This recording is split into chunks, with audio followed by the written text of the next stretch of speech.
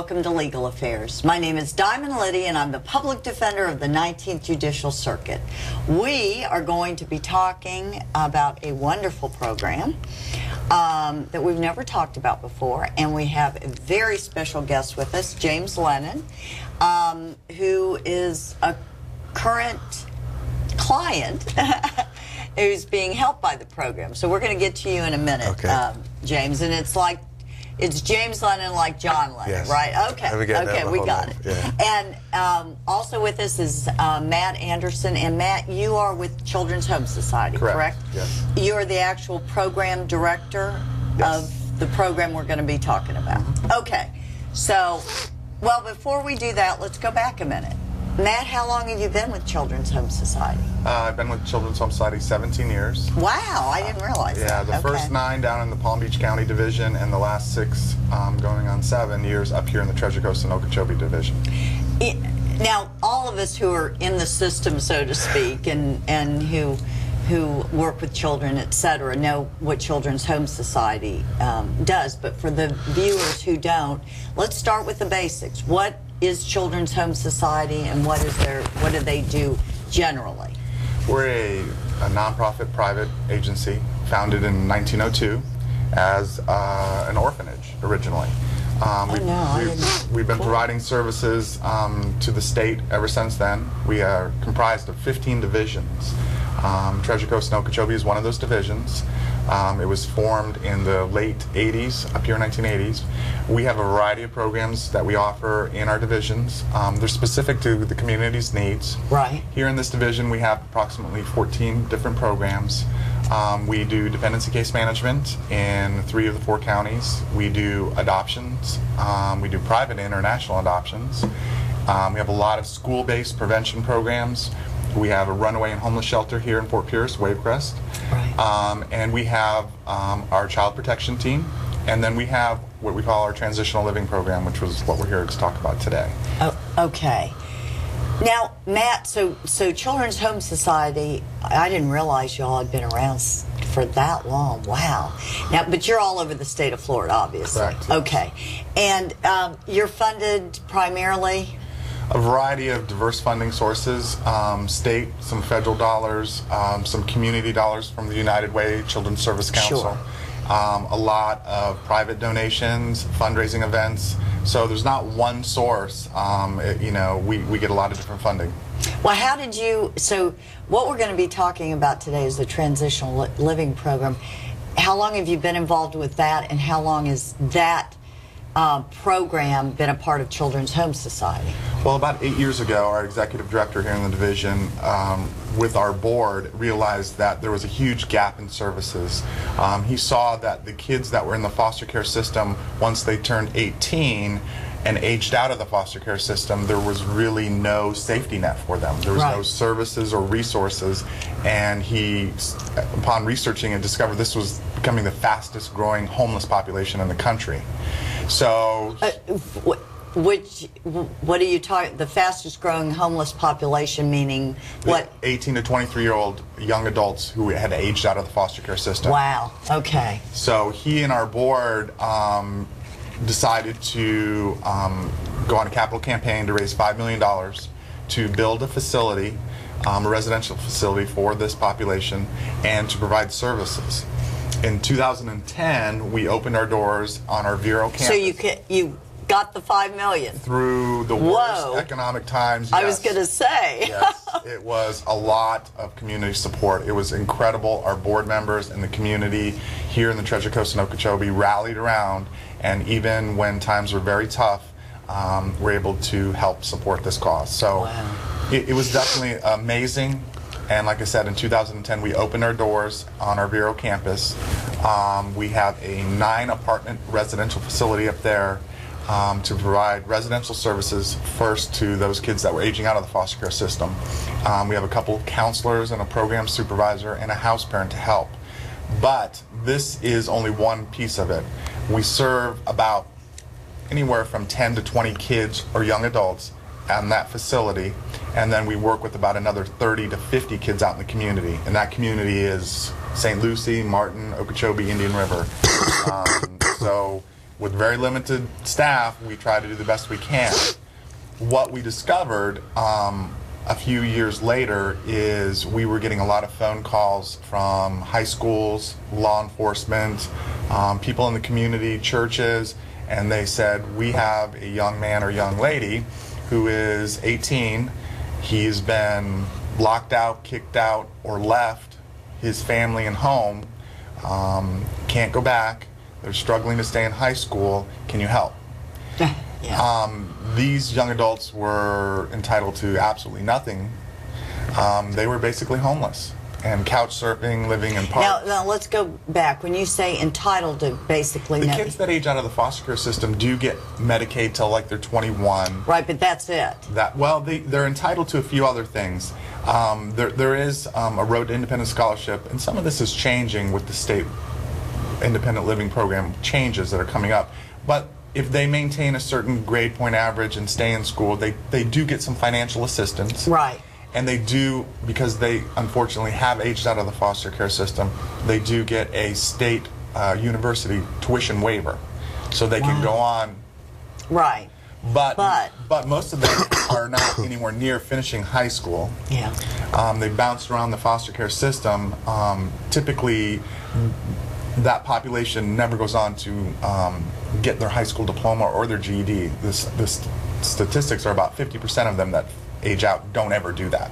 Wow. So to say you're going to get a tuition waiver to go to college, well, you don't even have a high school diploma. Right.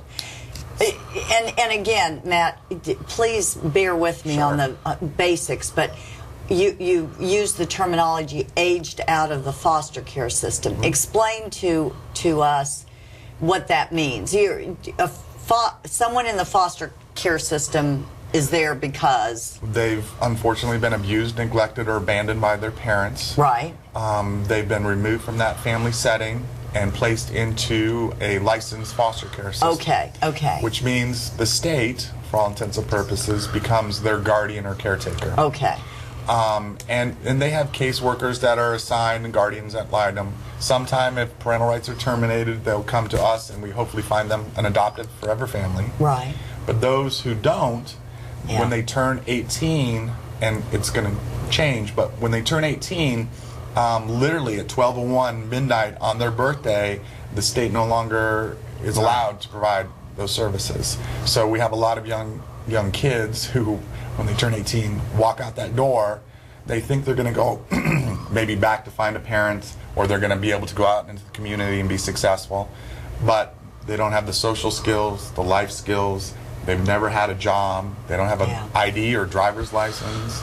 And there's no family. There's no support. I mean, when you're 18, or if you have children, I mean, they're not ready to be independent when they're 18. Even when they go off to college, they still come back home. They still have a home to come back to. And we believe that, again, we needed to provide a safety net. We needed to provide a support system for them. We're not a handout. We're a helping hand. We do have certain expectations. We expect them to go on to get their high school diploma. Right. We expect them to look at other academic or vocational opportunities. They need to become job ready. They need to be actively participating in furthering their life skills. And that's fundamentally, learning how to open a bank account. Oh, no. I mean, it's the basic stuff that we take for granted, but they've never had a parent or that positive person there to teach them those skills. So that's what we're trying to do, is trying to catch them up to get them ready. Again, a lot of them come out, they've been damaged, no fault of their own. So they have some needs, whether it be mental health or some physical needs that need to be addressed. And we try to just connect and advocate for them.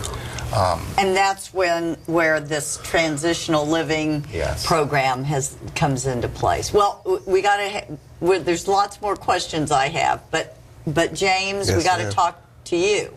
Okay. Now, you have been a part of the transitional living program. Yes, going on, and actually just passed my 8th month mark as of 3 days ago. Okay, and you're living in yes, the facility in Indian River County. Yes. So how old are you, James? 19.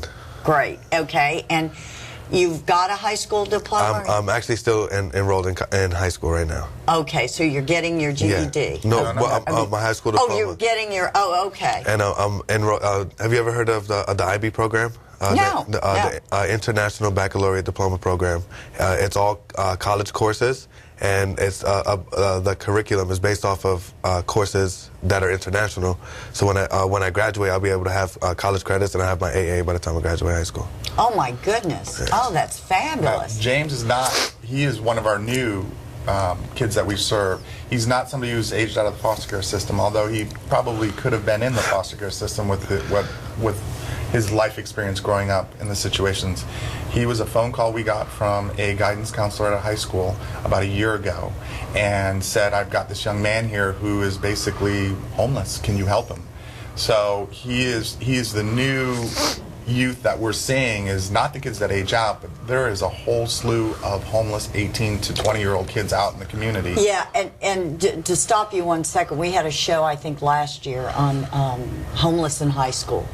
And, oh my gosh, I was just, I mean, anybody that saw it was blown away because you just, they were saying, well, they're staying in high school and they're actually the really good kids that get good grades because they are homeless and they get fed in school, so they want to stay there and not get kicked out because at least they're eating and things like, I mean, just things that we just don't want to think about and don't think about. Well, but go ahead, I'm sorry. Well, what we did is we took one of our facilities up on the Vero campus that used to be a girls group home, and when we started getting these phone calls about a year and a half ago, we converted that into the Homeless in High School program. So we have a 12-bed residential facility that offers these young men and women who are trying to stay in high school the opportunity to come stay with us so they're not homeless. We help them with their meals, we help them with transportation, we help them with their basic needs, and they are very motivated and committed, as James is, to getting their diploma and have very realistic goals. Yes. Yeah. They're a little bit different population than those who've aged out of the foster care system, but they've been damaged as well. I mean, it's horrifying to hear or to even think that a parent or a step-parent or a grandparent, for whatever reason, when they turn 18, basically lock the door and say, don't ever come back. Or it's not safe for them to come back because of a domestic violence issue or whatever. Some of them have been in and out of the foster care system, but they didn't age out. So, again, school started this year, and our phones are ringing weekly. And we're starting to get calls on 17-year-olds now who have been kicked out. And, it's very saddening to hear the number of young kids that are living out there that are surfing from one friend's house to another, couch surfing, or have lived in a park or an abandoned house, and we have a lot of them here in the county. Wow. But somehow, amazingly enough, get themselves to school. And it is a safe place to go. And James is one of those stories who, no matter how much he, had to face, still wanted to finish school. It's still an important task for him. And he's an amazing story. And again, we have a lot of those. We have a lot of successes that we're starting to see. Well, James, tell us what, I don't want to ask any questions. I don't want you to tell us what you want us to hear. A year ago or whatever? Well, before this previous time being homeless, I mean, I was one of the homeless population, like he was saying. Like, I slept in an abandoned car, I slept on a slide in a park, I slept on the benches, abandoned apartments, stuff like that. And my number one priority was going to high school. And yeah, it was to eat food at points. It was just so from a certain time to certain time, I knew I wasn't getting into trouble. I was just in a for sure place. And then I ended up moving with my brother because, like he said again, the living situation. I was living in a motel, hotel, like I moved almost 20. Like every time I try to add it up, I either lose one or add one. It's like over 20 times I moved. Hotel. And this starting at what age, James? Well, I moved maybe like 5 times because I was born in New York, and then I moved to Florida, went back to New York, and then came to Florida. I was from 13. I just turned 13 when I came down here. From Royal Palm Beach to Lake Worth, Palm Beach, Port St. Lucie, here, there, just so many times. And then my number one goal was just to graduate high school. At one point, actually, I didn't drop out. I stopped going to school. Out of 180 days to be in school, I missed 180 days. And then I'm just gonna get my GED. And then my brother, he was incarcerated, and he came out and he's like, I'm not gonna let you go down the road that I went through, because he felt somewhat responsible because I had no role model. My biological mother is in prison right now. She gets out 25 years. I never met my biological father. And I did have parents who stepped up, but once again, I never went through the foster care program, so I never had like any other services except them. And then I moved away. I was basically living on my own when I was 15. So and then he stepped up, and then he told me to come to Port St. Lucie. He wanted me to start going to school again, and I've been here ever since. How is he doing? He's actually doing really well. Good. He's like maybe like 2 days from having his second child. They went to the hospital the other day. She was having really bad labor pains and stuff like that. So, but he's doing okay. Yeah, so he's not going to get back in trouble again because what's crazy was and then he came in because of his record. He couldn't get a job, and his wife was pregnant. So now, like how are we going to support me? They already had a child, him, and then his wife. So they ended up moving to Ocala, Florida. I don't know what they are to me, but his wife's parents, I don't know the correct terms. They had a trailer in Ocala, and so that they can stay there, until they get on their feet and stuff like that. Now I'm faced with opposition. Now what do? Do I move again, start all over, and it'll be the same thing? And I just told myself, I'm not going to do it. I just got my feet on the ground. I got a job. I had a girlfriend at the time. The people at school loved me. They loved my story, good grades, everything. And then I was like, I'm going to get my own place. I'll do it by myself. So I got a job at Walmart. I was there for maybe like 6 months. And then it really started adding because now I have to pay for my own food, my phone bill, my clothes, everything. Now, I'm an adult now, just like 18. I mean, it's sort of the same situation. Now you're on your own, by yourself. No family I can go back to, no services I can receive. You're just on your own. And then I was talking to the homeless liaison at Port St. Lucie High School, and she was telling me about this program. And that's where you're going to school, yes. Port St. Lucie? Yes. Okay. And currently, just because of being on my own so long, I was like, is there any way that I can just get financial assistance? I can't be, conformed to a certain program. You have to be inside by a certain time and stuff like that. But then it came it was Monday, the rent was due, and it's Saturday, and I don't have the rent money because I couldn't work enough. Because I was working so much when my school would get affected. I didn't want my school to get affected. I might as well just drop out and get my GED and work full time. So I quit my job and I said, you know what, I'm going to dedicate myself to school. I've currently been there for 8 months. Since then, it's really an amazing program. I mean, I've had 2 jobs since I've been there. I couldn't get my first job because I didn't have an ID. Nobody. It's the basic. People don't they don't realize so many basic things that we take for granted that make the difference between success and failure. An ID. But I went to go get my birth certificate. They said I needed an ID. I said, that's what I'm coming here for.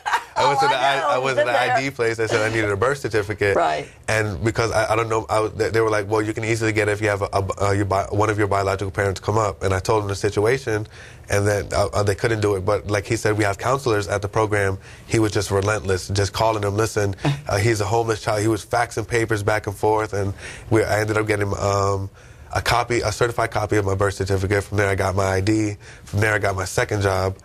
Where? Well, I actually just quit because of the school hours.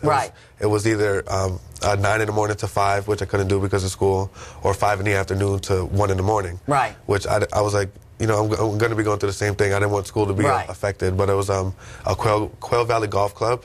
Sure. I was a prep chef and a dishwasher, and it was amazing. So since I've been there, I have like my old report card hanging up on the wall. Then my new report card, you just see it's a advantage in every class because now I don't have to worry about working and how I'm going to eat, how I'm going to do all that because everything's provided for you, and they don't force you to get a job. Not in this program anyway, but I could just focus primarily on high school. I've won so many awards.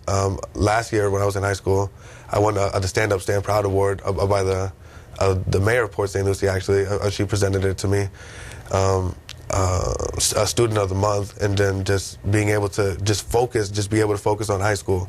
Everybody, I have the ability to check myself out of school because I'm 18 and I live on my own. And I remember I was having a conversation with a young man. He said, man, that's so lucky. I'm like, because I get to check myself out. And you said no. And I break down to the situation. I was like, you have no idea what lucky is when you get to on Father's Day, when you get to go outside and throw the ball with your father, consider that lucky. Consider to see your mom every day and give her a kiss on the cheek before school. Consider the little things lucky. It's like, you know how I have to get home. I have to beg for a ride and like just eat. And then I understand that it's the little things you just got to be thankful for. Yeah. And then So where are you in? So you're going to graduate Yes, from ma'am. high school? Yes, Oh, ma'am. great! Yes. Now is he Matt? Putting you on the spot here. There's 20,000 viewers waiting for he's going to get to stay until he graduates, or Of what? course, Okay, right answer. And we again, last year we had a slew of probably about 4 or 5 that graduated. They were able to stay over the summer. We had been working with them. Some went off to the armed services, some went off to college, and some went off to a job. So, we continue to provide support. And our program is really based individually.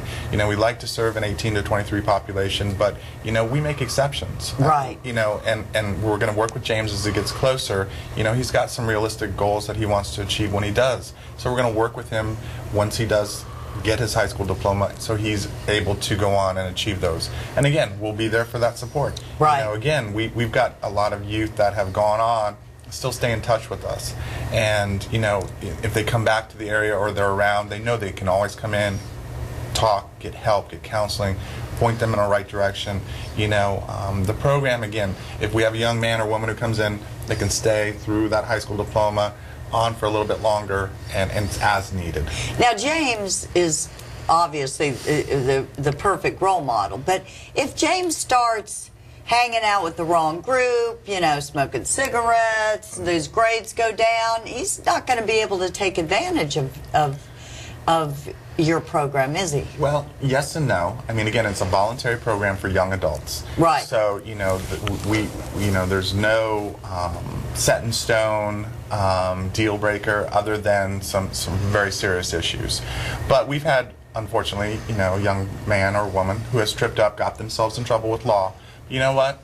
When they're ready and they come back, as long as they're able to show that they're committed to working on themselves, we're going to try to help them. Okay, but they're not going to be able to get arrested 3 times and still take advantage of.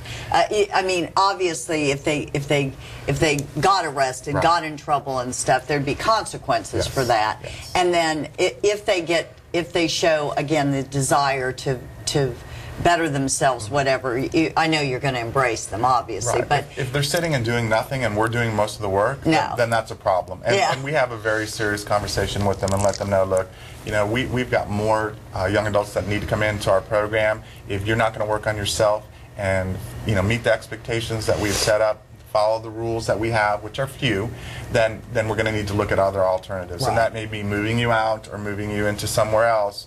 And again, we're there when you're ready.